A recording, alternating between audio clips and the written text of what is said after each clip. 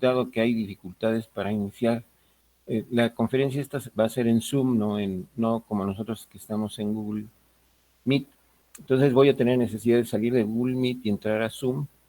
Así que lo que vamos a hacer es ver este problema y continuamos entonces el lunes. Entonces, pues les ofrezco una disculpa por no poder quedarme aquí a toda la presentación que tenía yo pensado hacer el día de hoy. Y bueno, pues vamos a ver de qué se trata este problema que ya había anticipado. No es un problema numérico, pero además es un resultado que, aunque aquí no se está generalizando, sí es interesante. Voy a hacer el comentario después. Tiene que ver con, en general, el eje de rotación privilegiado, que es aquel que pasa por el centro de masa de cualquier cuerpo rígido. Entonces se trata de lo siguiente: dos esferas de masas M mayúscula y M minúscula están unidas por una varilla rígida de longitud L mayúscula y masa despreciable, como en esta figura. En la figura 1, para un eje perpendicular a la varilla, muestra que el sistema tiene el momento mínimo de inercia cuando el eje de rotación pasa por el centro de masa.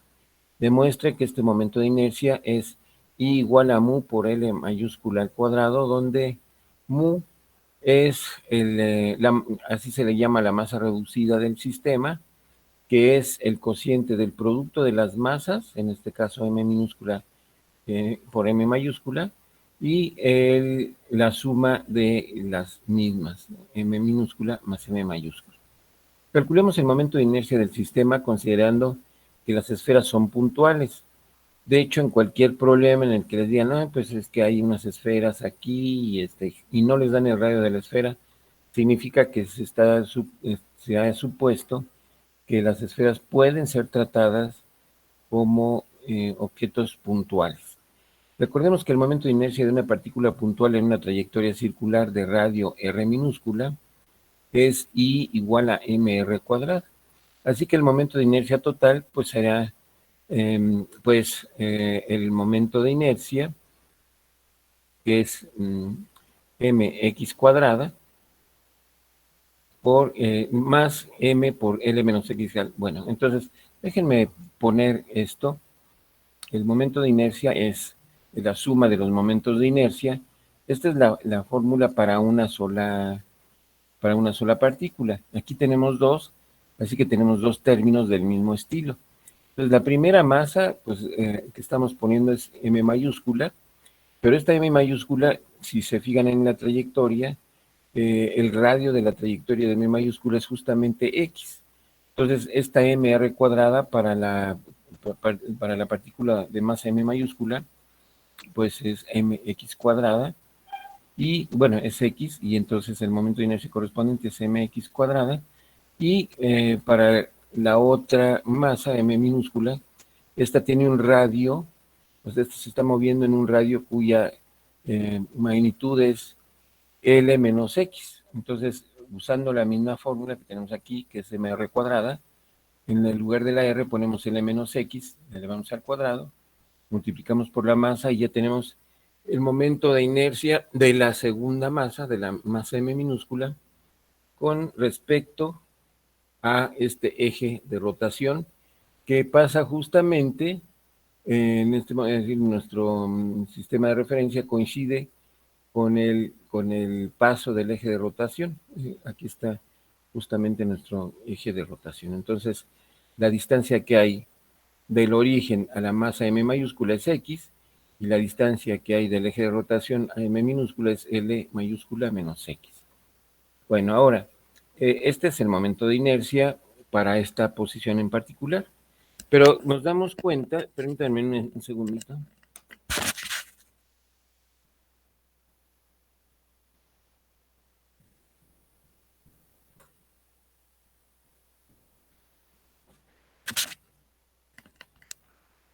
Les decía que si nos damos cuenta, este momento de inercia en realidad es una función de la X. Si movemos el eje de rotación hacia la izquierda o hacia la derecha, pues esta X va a cambiar. ¿Sí? No, no va a permanecer igual, es decir, este momento de inercia depende de la distancia x. Entonces, como función de x, si queremos que esta función sea mínima, la receta que nos da el cálculo diferencial es tomar la derivada, igualarla a cero, tal como dice aquí. Entonces, nos dice la lámina, si queremos el momento de inercia mínimo, debemos derivar esta expresión respecto a x e igualar a cero la derivada. Entonces, derivamos esta expresión respecto de x, pues la derivada de mx cuadrada nos da 2mx, y la derivada de m por l menos x al cuadrado, pues primero, pues esta potencia de lo que de este paréntesis, pues se baja como coeficiente, de manera que nos queda 2m, el argumento elevado a una potencia menor en una unidad, que sería l menos x, y luego se multiplica por la derivada del argumento. Como L es una constante, la derivada de menos x respecto de x es menos 1, que es este menos 1 que tenemos aquí. En total, esta derivada nos queda 2m mayúscula por x más 2m minúscula por x menos 2m minúscula por L igual a 0.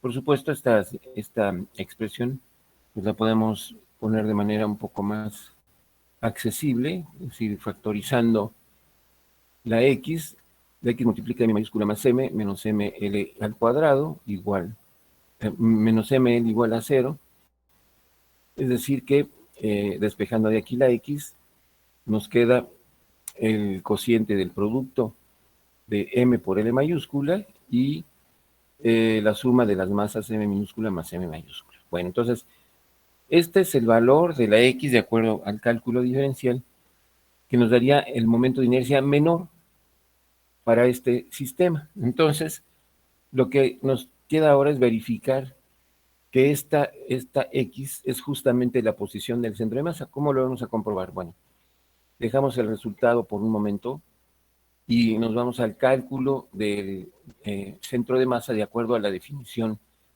de centro de masa.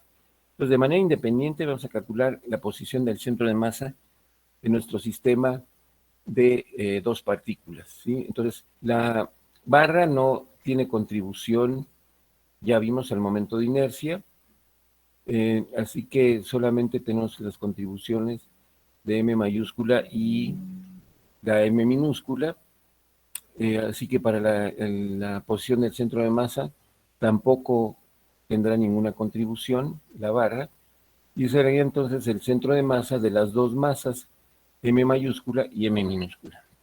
Ahora, por definición de centro de masa, la posición del centro de masa, si recuerdan, es el inverso de la masa total por una suma de MI por RI y nada más. Es decir, o de MI por XI. Si quieren, nos vamos a la definición del centro de masa. Dejen ver si está a la mano.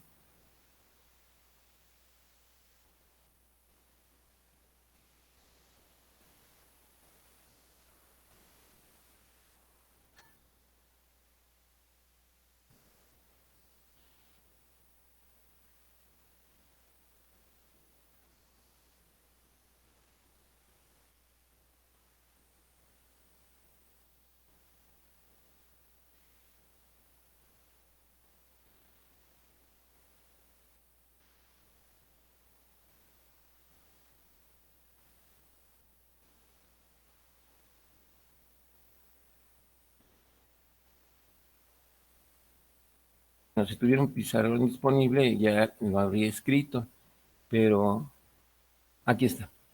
Entonces, la posición del centro de masa es el inverso de la masa total. En este caso tenemos nada más dos partículas.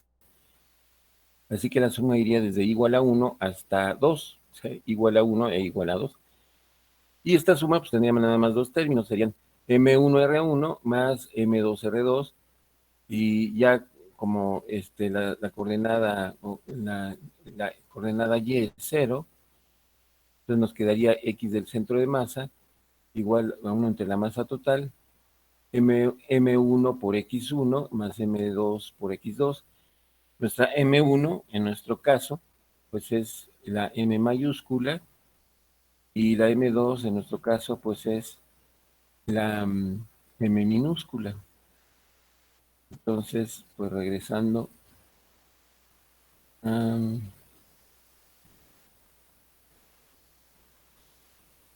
vamos a llegar. Entonces, la posición del centro de masa es 1 entre la masa total.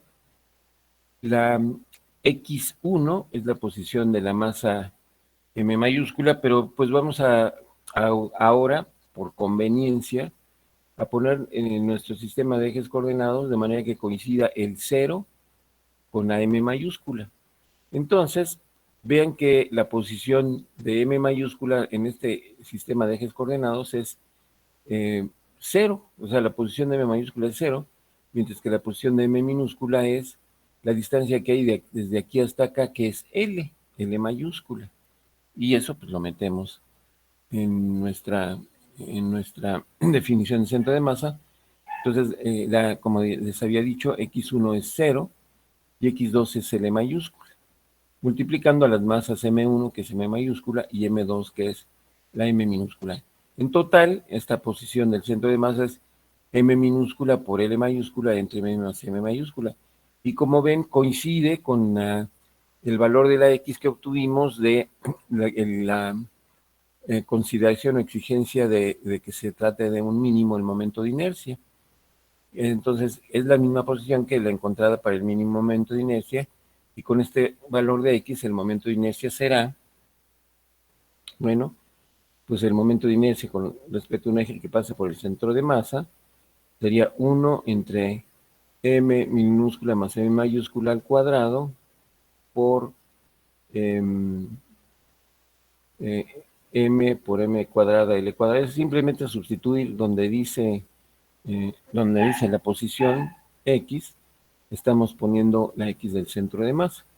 Entonces, no requiere mayor explicación, aunque sí el álgebra es un poquito latosa, y con ello el momento de inercia con respecto al centro de masa resulta ser esta cantidad que, si se dan cuenta, es el producto de las masas entre la suma de las masas y todo eso multiplicado por la longitud de la barra sin masa elevada al cuadrado.